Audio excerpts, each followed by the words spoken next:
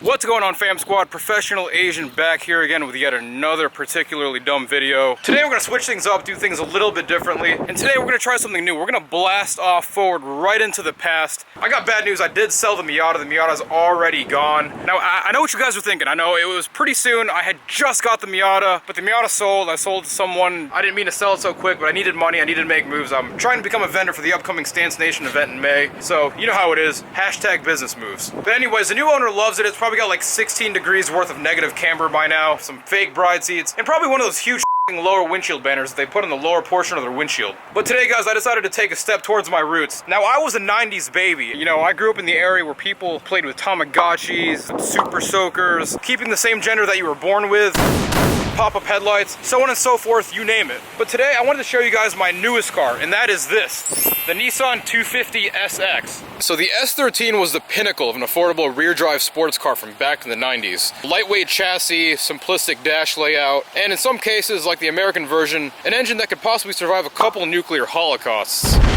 But the S13 was the car made for just about any car enthusiast on a budget out there. You know, it might have not gotten the racing pedigrees like the non-great value edition of the car, which was the Porsche 944, but at least it's a really good chassis to do figurative car dancing in.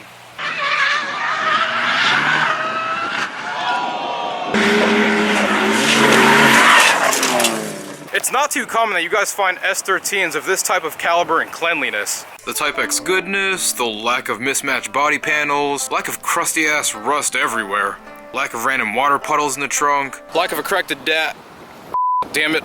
I'll make this particular car a prime example of what these once used to be back in their glory days. So the best part of these cars were the automatic seatbelts, which sort of made you feel like you were in a car from the future. A possible foreshadow for what was to come in the vehicle safety of Nissan's future lineup.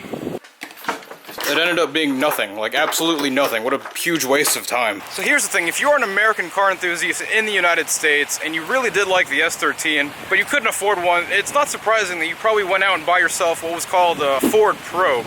I had to give recognition to the Ford Probe, especially the owners. They did bite the bullet for you guys, and they actually bought a wrong wheel drive S13 on purpose. But coming back to correct wheel drive here for a second, this 250 SX boasts a couple of sweet mods. For example, the super tight JDM Volk wheels, the rear updated kooky taillights. You know, the updated kooky taillights for the S13 are actually really pretty sick in my opinion. They make the car look completely different. It's a whole new animal.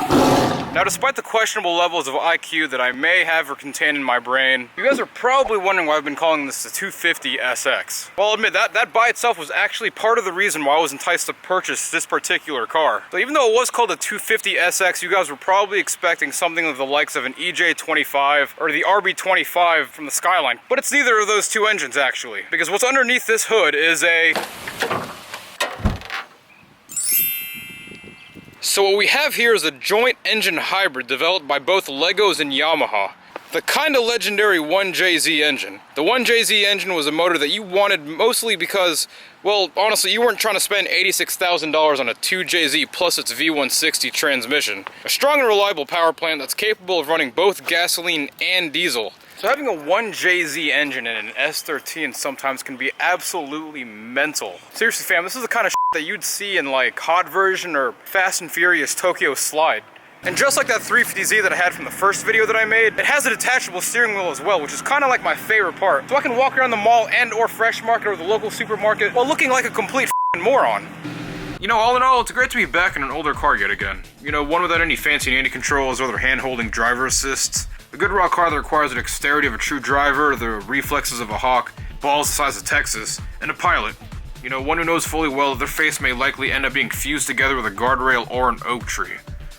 I bet if any of these nanny controls weren't required in all of these new cars, there would probably be a lot less stupid drivers out right now. Hashtag Darwinism. Special shout out, guys, before I end this video to my buddy Austin Duran here. He was the one that lent me his 240SX, the S13, for this particularly dumb and stupid video.